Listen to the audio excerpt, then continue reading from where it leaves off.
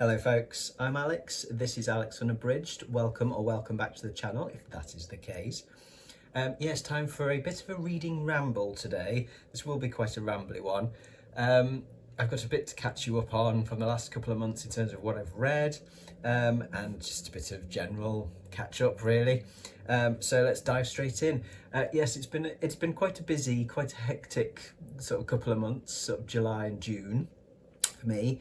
The first thing, obviously to mention, is the release of Trash Tales.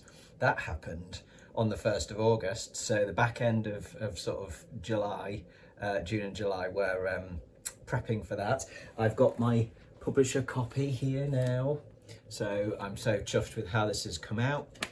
If you want to grab yourself a copy, I will put the links to the places you can purchase one in the description. If you haven't already bought yourself one, you can get it from Amazon for the paperback, and then for the ebook from Amazon, Kobo, and from the Reading Ramble Gumroad shop. All proceeds go to Dolly Parton's Imagination Library. So yes, do go and grab yourself a copy if you haven't already, and if you have, thank you very much. So yeah, I've been preparing for that. I've had, kind of quite a bit of stuff going on with my copy editing and proofreading training, that kind of thing. Very, very close to completing that now. Should be done very soon and fully qualified. So kind of been quite busy with that. And then some sadder news, we lost our little cat, Dee Dee, 2 weeks ago. And yeah, it's been a tough couple of weeks. You know what it's, if you've got pets and you've lost pets, you know what it's like. It is like, it's a family member. So, it's difficult. It was heartbreaking. But she had an extremely long and happy life. She was 19 at least. We're not sure what her exact age was because she was a rescue. But yeah, we reckon at least 19. And she'd had a very long and healthy and happy life, and she'd brought us a huge amount of joy. She'd always been a very healthy cat, but she fell ill one morning and went downhill extremely quickly over the course of a couple of days, and so we had to make that very difficult, horrible decision to say goodbye to her. So my reading for the last couple of weeks has been non-existent, pretty much. I've just not wanted to. I've not wanted to read. I've not wanted to get on camera or anything like that.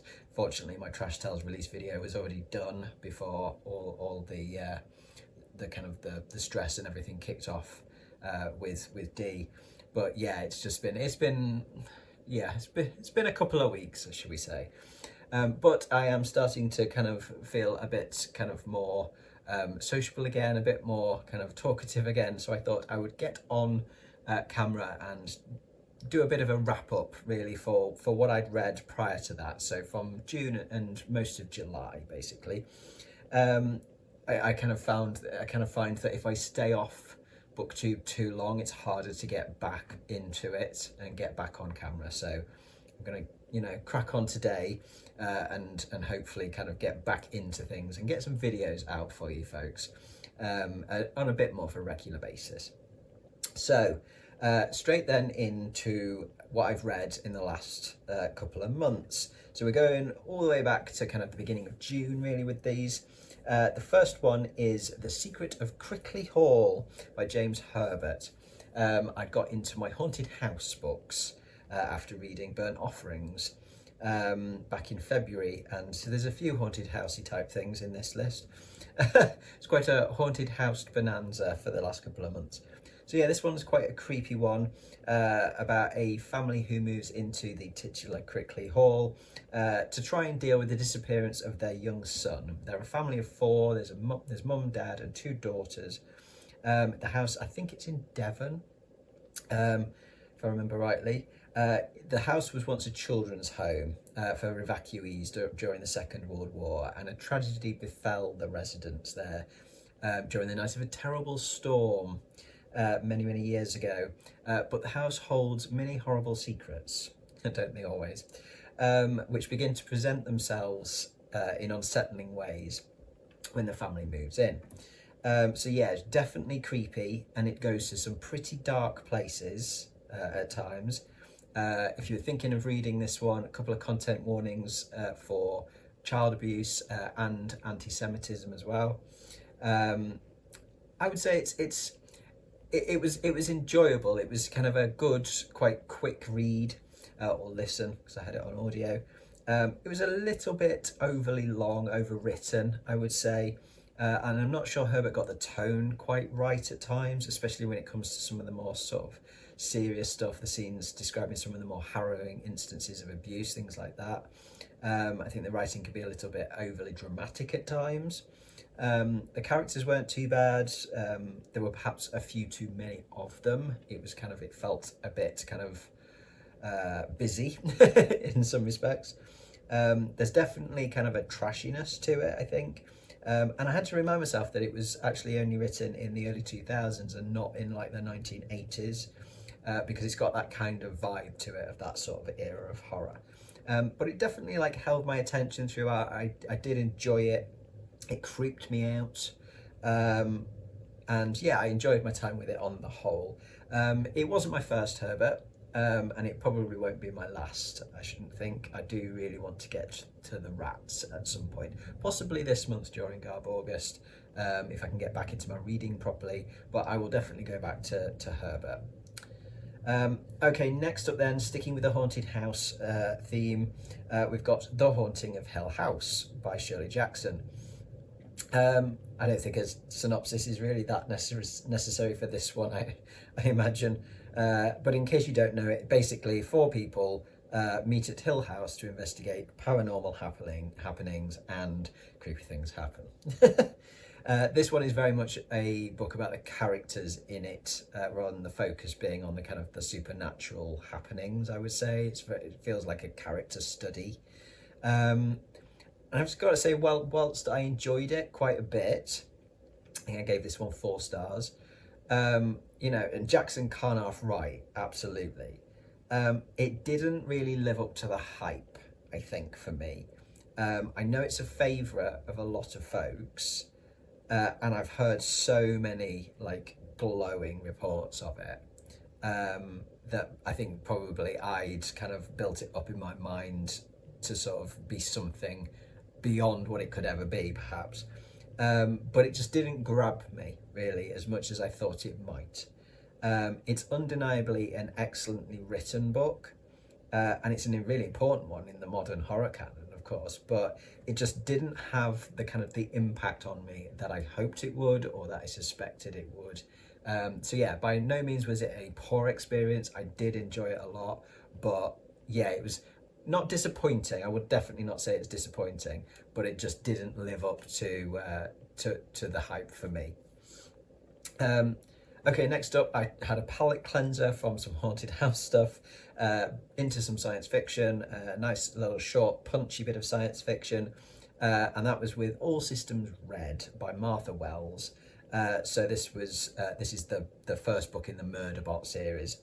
And so this is set on a distant planet where a team of scientists are kind of conducting surface tests.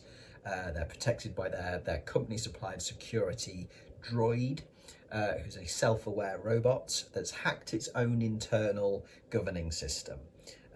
It's very scornful of humans. It's really, really socially awkward. All it really wants is to be left alone so it can watch the soap operas that it loves so much. But when another team working on the planet goes dark, the scientists and Murderbot, as this droid calls itself, are left to investigate and face unknown dangers, trying to find out the truth. This was really good fun. I really enjoyed this a lot. This was very funny. Murderbot is very sharp and sarcastic. But the evolving relationships between it and the team of human scientists are engaging and quite heartwarming as well. There's some great action. There's some great intrigue as to what's going on. It's a really good length, the sort of a novella length. And though I won't spoil the ending, obviously, because I don't want to do any spoilers, I really liked where this first book kind of left things. It wasn't necessarily where I expected it to leave things. And it did definitely make me want to go and read on more in the series. So I will return to Murderbot at a later date. But yeah, I gave this one a 3.5 stars on the story graph. Very good fun. Okie dokes then. Next up, I went for just a random pick on the Audible Plus catalogue. I've been mood reading a lot, so I just kind of was searching around thinking, what do I fancy? And I saw this, Ghost Written by Ronald Malfi. I've had Malfi on my to-try list for a while. I've heard various, decent reports of some of his novels. And this is a collection of 4 novellas. So I thought, well, might be a good chance to try some of his stuff, shorter pieces, see what I think of his writing and stuff. So this is 4 novellas, all about books, stories, manuscripts, that kind of thing, all horror. So you've got The Skin of Her Teeth, which is about a cursed novel that drives people to their deaths. You've got a sort of a delivery job, sort of road trip type thing, turning deadly in the Dark Brothers' Last Ride is the name of the second one. Then the third one is This Book Belongs to Ollo, in which a lonely little boy has dangerous control over an unusual pop-up book that he's made himself. And then we've got The Story is the final one, which is kind of a choose your own adventure game type thing that kind of spirals into an uncanny reality. This, in theory, based on the blurbs and the ideas of, kind of cursed, haunted, weird books, manuscripts, etc., should be right up my street. I love that kind of thing. But unfortunately, these just didn't do it for me. Overall, my main criticism with these is that they were too long. And that's saying something because they were only novella length. They just, for me, spent way too much time wandering around the stories. There was too much preamble, I found, in quite a lot of them, and then too much sort of denouement, really, I guess. They went on too long after the bulk of the story was kind of tied up. The prose is solid enough, but it just didn't particularly grab me. It left me just a little bit like, meh. It hasn't really inspired me to try any of Malfi's novels, I have to say. I nearly quit this one after story 3, but decided to finish out the collection, I think, hoping that one of the stories would kind of change my general feeling of apathy. I think it was apathy, but unfortunately not. The ideas in all of these are excellent. The concepts are excellent, but for me it's the pacing, the structure sometimes that just didn't work for me. It was disappointing because these concepts were so great. There were moments of really good chilling writing in there, but it's the extraneous sort of fluff, if you like. It just diminished the impact, I think, of those sections for me. So not a particularly successful one. I gave that one a 2.5 stars. Very, very middle ground. It's not bad. It's absolutely not bad, but it's meh for me.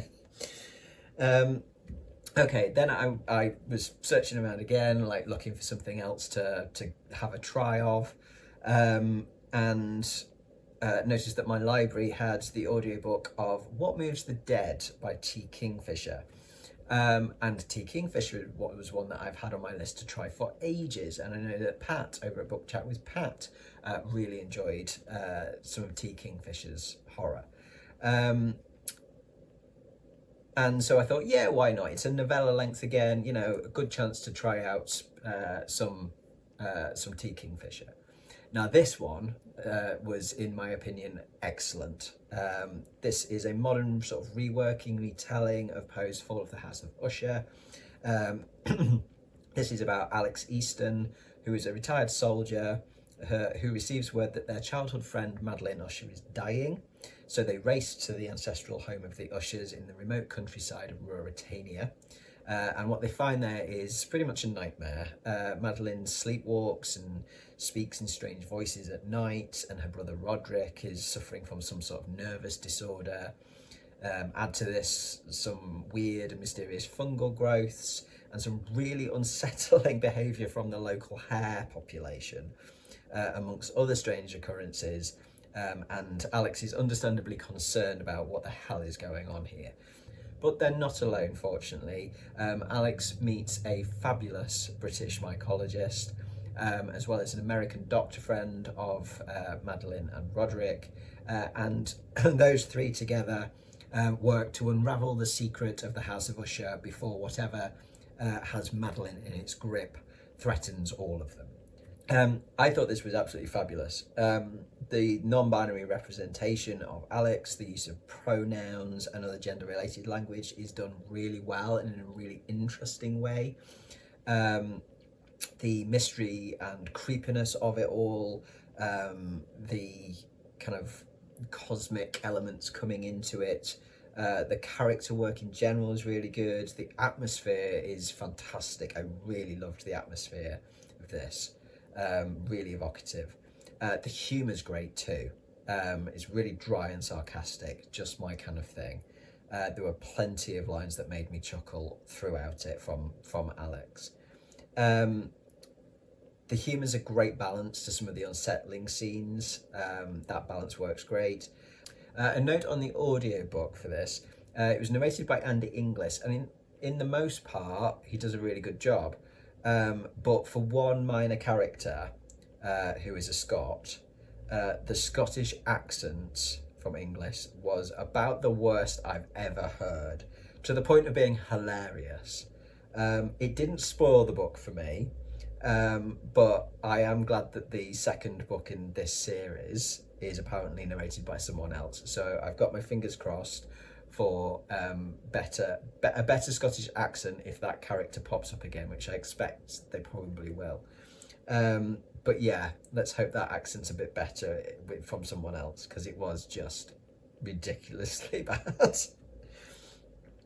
But overall, that one was a great success for me. 4.5 stars I gave to that one. I thoroughly recommend that. And I enjoyed that so much that I went straight on to read another T. Kingfisher. I found the audiobook in my library available, and that one is A House with Good Bones. So this one is very different, set in North Carolina, and it's about Samantha Montgomery, or Sam, and she goes home to visit her mother, to find a massive black vulture perched on the mailbox staring at the house. And everything inside her mum's house has changed. Gone is the eclectic warmth that Sam expects. The walls are now a sterile white.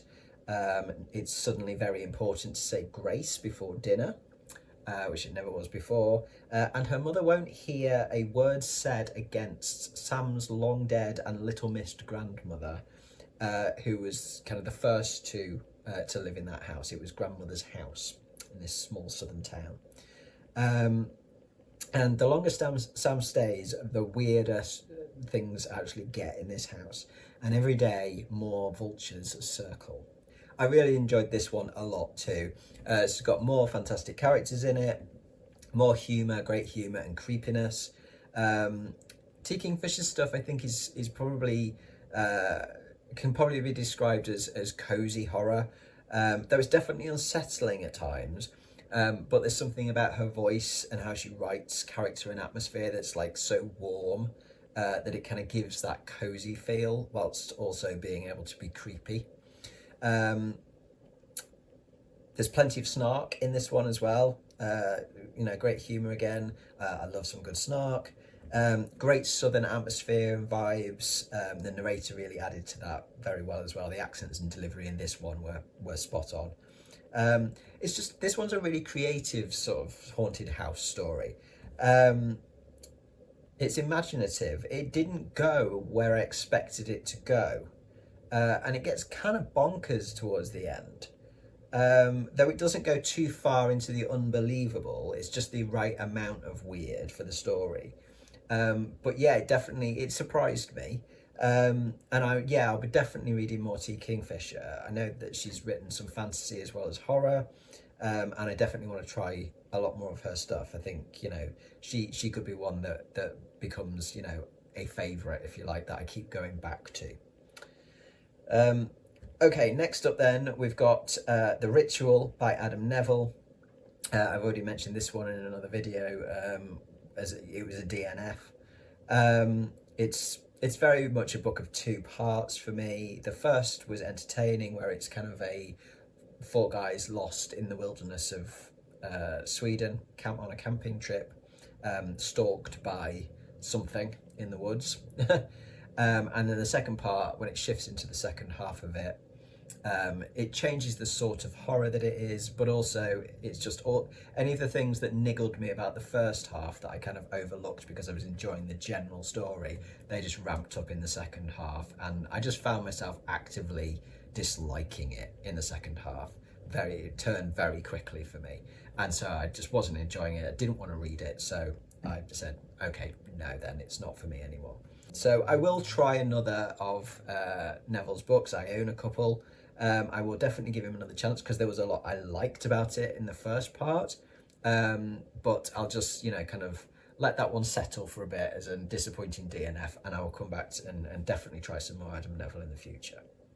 Okay, next up then we've got this one, The Case Against Satan, by Ray Russell. So this was from 1962. Definitely a precursor to Rosemary's Baby and The Exorcist. There's a lot of influence on The Exorcist in this for sure. This was a buddy read with Lecton from Reading from the Depths, and this was one of the picks from my horror projects, my 20th century UK and US horror project, which I am still doing. I'm just kind of not doing it on a schedule, so I'm just picking up the books when I want to. But yeah, I enjoyed this one a lot. This one was a 4-star for me. It's much more of a psychological horror than the sensationalist kind of occult shocker that is The Exorcist, which I still love, by the way, The Exorcist. But this makes for a really interesting reading experience because of that kind of difference. It was much more of a contemplative experience for me, I think. It's very much more about the opposing approaches from the two religious men involved in the exorcism of the girl in this, Susan Garth. We've got the priest, Sergeant, Gregory Sergeant, I think. Sergeant's modern approach versus the bishop. The bishop's traditionalist approach. The bishop is Bishop Crimmins. It's also a lot more about kind of faith in God versus faith in the devil, rather than it is about kind of a priest who's lost his faith, like in Blatty's novel. And yeah, I really enjoyed the kind of the theological dogmatic discussion and sort of debate that we got from Sargent and Crimmins in this. It's not particularly deep. It's very accessible for a layperson. But it was a good jumping off point for me to do kind of some of my own sort of philosophical musings, if you like. Russell's got quite a straightforward style. It can be a little bit stilted at times, but I guess that might be more of a product of the era in which it was written. But he also has some dramatic flair in places, definitely. It can be a little over the top at times on that side, but I did enjoy his writing on the whole.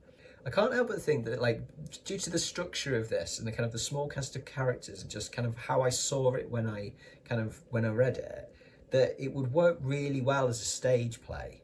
And I'm kind of half tempted to give an adaptation a go myself, if only as a interesting writing exercise. But yeah, it definitely made an impression, this one, and I'm certainly gonna end up rereading this. I would expect probably numerous times. But yeah, really, really interesting experience, and especially in comparison to The Exorcist, which is one of my favourite horror novels. But yeah, really enjoyed that. Okay, next up then, we've got Birdman by Mo Hader. This one has sat on my shelf for quite some time, and I finally got around to it. I'd heard some good reports from Ollie over at Criminally, I think Nick from another BookTube channel, and various other places on this one. As it being, quite a good sort of twisted, slightly disturbing serial killer crime thriller, British, set in London, in sort of the late 90s, early 2000s. I think it might be 99, this. And this is quite twisted. It is quite a twisted serial killer in this. I don't know that I can say I personally found it disturbing.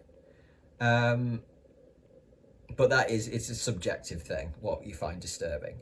Um, I wouldn't say that this didn't live up to hype because I hadn't necessarily hyped it, but it was not quite, it didn't quite live up to expectations for me, I think. I hoped for more with this one. It's definitely enjoyable. I gave it a 3 stars. It was a quick read. I think for me, the writing leaves something to be desired. It's not badly written. I think, again, it was just a bit, it kind of didn't compel me in the way that I kind of hoped it would. The atmosphere was good. It did definitely evoke sort of the London of the, sort of the darker corners of London in the late 90s. Definitely had that feel to it for sure. It was definitely good in that respect. And it has some good twists in it. It does have some good twists in it. And the serial killer is nasty. nasty. So it wasn't that I didn't enjoy it. I think maybe I just hoped for more. As I say, not bad. A quick read and, compelling read in parts, for sure. It's very plot based. But yeah, I think maybe just I'd again expected more from it. But still, a decent read. So yeah, 3 stars for that one. Okay, next up then is Dogs of War by Adrian Tchaikovsky, my favourite author. I'm trying to get through one of his each month or thereabouts, and I'm doing a lot of these as buddy reads with Lecton from Reading from the Depths, because we're both completionists basically when it comes to Tchaikovsky's writing, Tchaikovsky's books. We both absolutely love his stuff. So yeah, Dogs of War was July's. I gave this a 4 star, I think. It's difficult for me to rate Tchaikovsky's because I kind of just want to give them all 5 stars because I love them. And this one was no different, but in the Tchaikovsky rating scale between his own books, I think 4 is probably fair. Still bloody brilliant. Yeah, I won't go into too much detail with this one because I will look at these a bit more when I wrap up the trilogy, when I finish the trilogy of these, or at least the 3 that are out so far. There might be more coming, who knows. But yeah, really enjoyed this. This is definitely one of the most overtly political of his that I've read. He always has some of his politics in it, Tchaikovsky, but this one is definitely political. And Barehead, which I'll come on to in a second, takes it to a next step. Yeah, but this one is it feels kind of a bit lighter and well, not lighter, but easier to read than some of his bigger, sort of harder science fiction stuff, I guess, like Children of Time. It kind of, sort of trots along at a good pace. It's really easy to get into, sort of military science fiction, some action stuff, and then you've got, it shifts, basically, it changes in each part. I think there's 4 or 5 parts to it. And so you are looking at different elements of, the similar sort of questions of rights, human rights versus like rights for Rex, who is a dog soldier, and the animals, the bioengineered animals that are being used in military situations. So you've got Rex, who's the dog, who's the leader of this group that we follow. You've got Honey, who's a bear, who's super intelligent. You've got Dragon, who is some sort of a lizard, crocodile type thing. Never really truly sure exactly what he is. And then you've got Bees, who is bees. And they're kind of sort of hive mind. And so yeah, so it's kind of, it looks at how they're used in military situations, and then their fight for their rights, free will, freedom, etc. And looking at the kind of the legal side of that, the challenges, all that kind of stuff. But it goes along at quite a pace, and each change brings something new to it. Each part sort of brings a whole new aspect in. There's still a hell of a lot to think about in there. So yeah, really enjoyed it a lot. So much so that Lecton and I went straight on to read Barehead. Now, Lexman finished Barehead. I did not. Unfortunately, I was probably about a third to a half of the way through it when Dee Dee became ill. And then obviously we lost her, and I just didn't want to go back to it. I'd kind of stopped reading it at that point, and I've not wanted to pick it back up. And I don't want to force myself to pick it back up because I won't enjoy it, and that's the last thing I want, because what I'd read of it so far was, again, excellent, even more political than the first one. So I'm leaving that one, and I will come back to that, read some trash in August for Garb August, get my reading mojo back, and then in September I will go back, and my priority is to go back and either restart Barehead and then read through to the end, or go back into where I'd got to.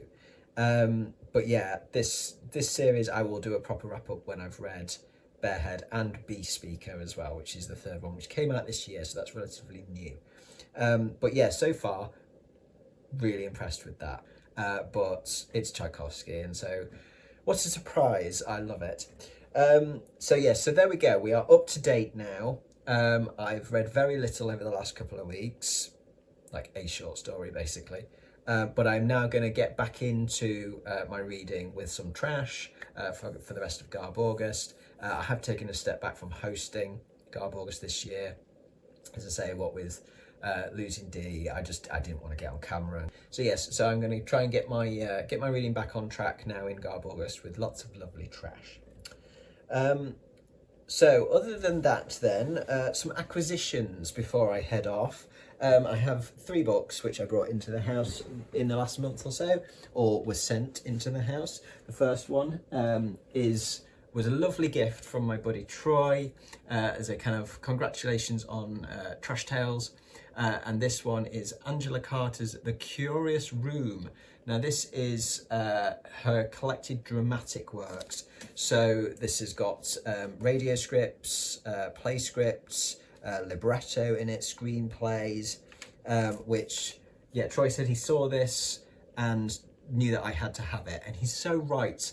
Like, I love Angela Carter's short stories and novels that I've read. Absolutely, her writing is just amazing. And I love, scripts, screenplays, dramatic works, that kind of thing as well. So I didn't even know this existed. So yeah, so when this arrived in the post, I was rather excited. So thank you again, Troy, for this. This is fantastic. I'm going to get into this in September. This is absolutely, after Barehead, priority number 2 is to properly get into reading some of these. And then for some Garb August reading, because we've got some YA and middle grade stuff on there this year on the bingo board and stuff. I picked up a couple in my favourite bookshop where I went for a cheeky lunch, and I got Scuttle by Barnaby Walter. This says, your worst nightmare is closer than you think. For a group of teenagers, a night away from home in the secluded woodland with no phone signal is the perfect way to spend Halloween. But when their camping trip goes wrong and a girl ends up dead with what looks like animal wounds, the whole neighbourhood is shocked. How did it happen? And more importantly, what was it that killed her? So yes, I liked the cover of that, and potentially something that scuttles is always good. I like scuttling things in horror. So yes, give that one a go. Good, it'd be a nice quick read, I should think. And then I saw this and I thought this has got to happen for Garb August, and well, outside of Garb August, to be fair, this is just fun.